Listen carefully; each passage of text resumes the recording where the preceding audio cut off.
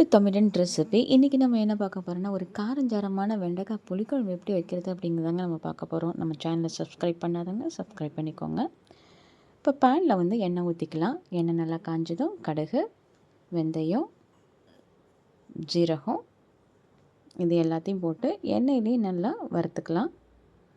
இப்போ வந்து சின்ன வெங்காயம், பூண்டு அதையும் நல்லா எண்ணெயிலே நல்லா வதக்கிக்கலாம்.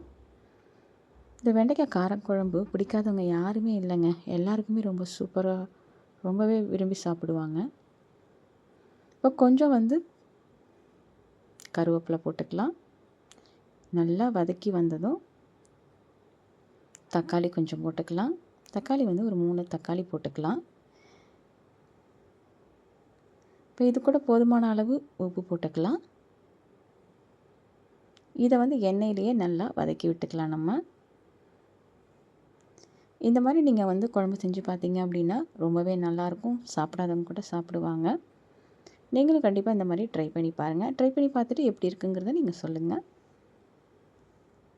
இப்போ மல்லித்தூள், மிளகாய்த்தூள் 2 டேபிள் ஸ்பூன், மல்லித்தூள் ஒரு 3 டேபிள் ஸ்பூன் போட்டிருக்கேன். காரம் வேணுன்னா எக்ஸ்ட்ரா கூட நீங்கள் போட்டுக்கலாம். இப்போ இது எல்லாத்தையும் நம்ம நல்லா வதக்கி விட்டுக்கலாம்.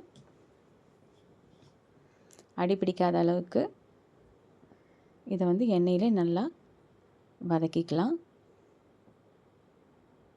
நீங்களும் இந்த மாதிரி குழம்பு செஞ்சுட்டு கமெண்டில் சொல்லுங்கள் எப்படி இருக்குது அப்படின்ட்டு.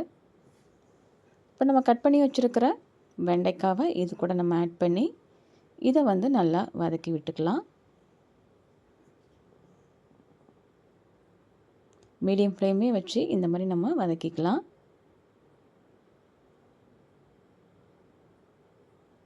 இப்போ நல்லா வதக்கினதும் ஒரு 2 கிளாஸ் வந்து நம்ம தண்ணி ஊற்றிக்கலாம். இது நல்லா நம்ம மிக்ஸ் பண்ணி விட்டுக்கலாம்.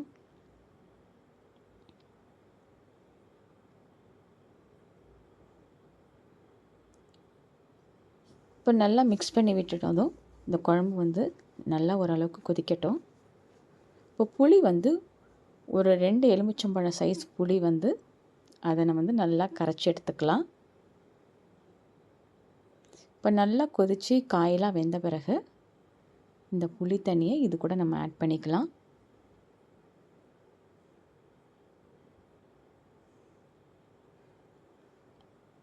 புளி தண்ணி ஊற்றியாச்சு. இப்போ இதை நல்லா மிக்ஸ் பண்ணி விட்டுக்கலாம். நம்ம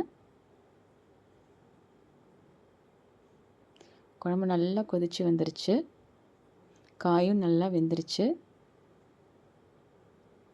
பார்க்கவே ரொம்ப சூப்பராக இருக்குது.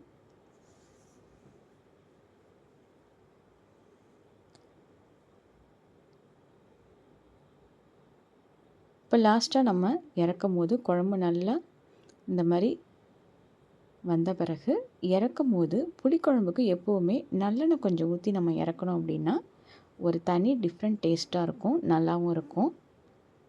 கண்டிப்பாக நீங்களும் இந்த மாதிரி ட்ரை பண்ணி பாருங்கள். ரொம்பவே சூப்பராக இருக்கும். இப்போ நம்ம சுட சுட சாதத்துக்கு நம்ம இதை வந்து போட்டு சாப்பிட்டோன்னா ரொம்பவே சூப்பராக இருக்கும். அட்டகாசமான சுவையில் இருக்கும். நீங்களும் இந்த மாதிரி ட்ரை பண்ணி பாருங்கள். நம்ம சேனலை சப்ஸ்கிரைப் பண்ணாதவங்க சப்ஸ்கிரைப் பண்ணுங்கள், கமெண்ட் பண்ணுங்கள், ஷேர் பண்ணுங்கள், லைக் பண்ணுங்கள்.